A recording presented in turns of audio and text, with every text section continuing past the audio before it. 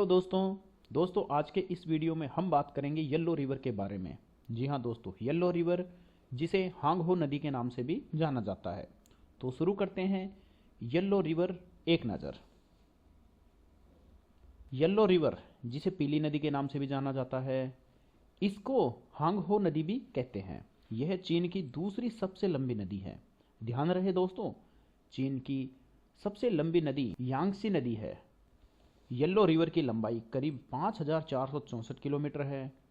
Yellow river चीन के Qinghai प्रांत के बयांखर पर्वत से निकलती है और 9 प्रांतों से गुजरते हुए बोहाई सागर में मिलती है।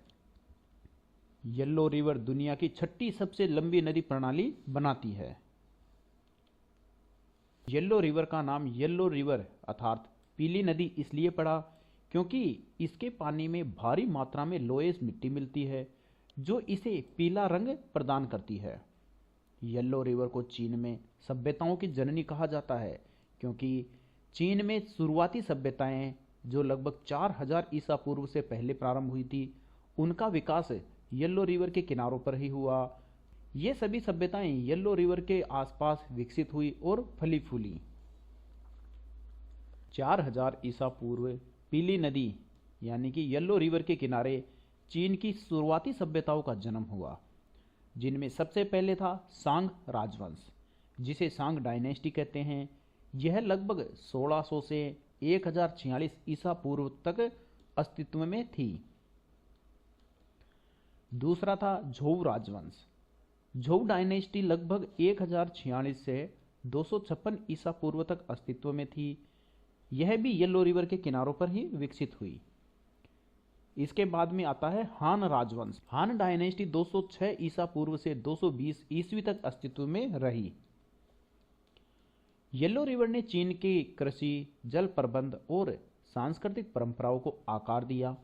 येलो रिवर के किनारे मुख्य रूप से चावल, गेहूं, जौ, मक्का एवं सोयाबीन की खेती की जाती है। लेकिन येलो रिवर को चीन का दुख भी कहा जाता है क्योंकि इसकी बाढ़ें लाखों लोगों को प्रभावित करती रही है। येलो रिवर को शोरो ऑफ चाइना और चीन का दुख नाम से भी जाना जाता है। वर्ष 1887, 1931 और 1938 में येलो रिवर में आई बाढ़ें दुनिया की सबसे भयंकर बाढ़ों में गिनी जाती है। येलो रिवर की मुख्य सहायक नदियां निम्न हैं, जिनमें फैन रिवर, वेई रिवर येलो रिवर के सबसे लंबी सहायक नदी है। उसके बाद में काई रिवर, लो रिवर, जिया रिवर, डावेन रिवर, वुयुआन रिवर और जिनहुआ रिवर है। ये सभी येलो रिवर की सहायक नदियां हैं। येलो रिवर सिंचाई, जल परिवहन और कृषि के लिए बहुत महत्वपूर्ण है, लेकिन आज येलो रिवर प्रदूषण और जल स्तर में गिरावट जैसी समस्याओं से जूझ रही है। औद्योगिक कचरा और रसायनों ने येलो रिवर को बुरी तरह से प्रभावित किया है। येलो रिवर पर बांधों के निर्माण से नदी के प्राकृतिक प्रवाह में बाधा भी आई है।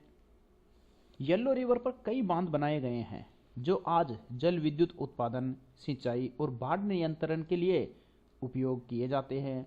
यहाँ प्रमुख बांधों का विवरण है: सान मेनिया बांध, लियाओनिंग बांध, वाचुआंग बांध, लोंगयान बांध और हांगहो बांध।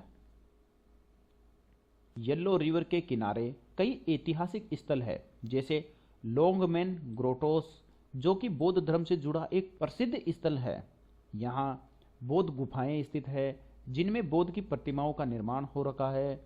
ये बौद्ध प्रतिमाएं पत्थरों को काटकर बनाई गई है, जो देखने में बड़ी ही सुंदर और बड़ी विशाल है। इसके अलावा शाओलिन टेम्पल, जिसे कुंग-फू की जन्मस्थली माना जाता है, ये भी येलो रिवर के किनारे स्थित है। शाओलिन टेम्पल चीन में कुंग-फू के लिए बड़ा विख्यात है और यहाँ आज भी कुंग-फू सिखाया जाता है। येलो रिवर का डेल्टा और इसके आसपास के प्राकृतिक दृश्य पर्यटकों को आकर्षित करते हैं।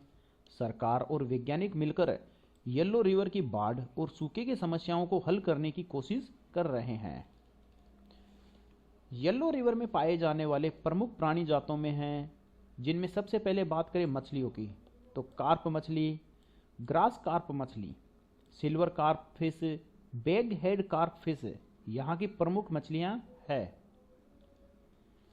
स्तनधारियों की बात करें तो चाइनीज एलिफेंट, जिसे एल्फास मैक्सिमस चाइनीज, जो कि विलुप्त होने की कगार पर है, येलो रिवर के किनारों पर जंगली इलाकों में रहते हैं।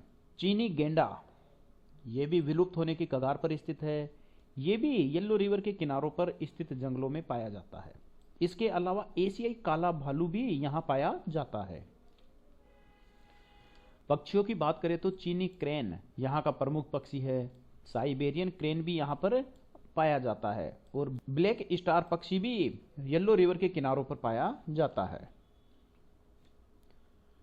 रेप्टाइल्स की बात करें तो चीनी एलिगेटर, जो विलुप्त होने की कगार पर है, और चीनी सॉफ्ट सेल टर्टल, यह भी येलो रिवर और इसके आसपास पाया जाता है।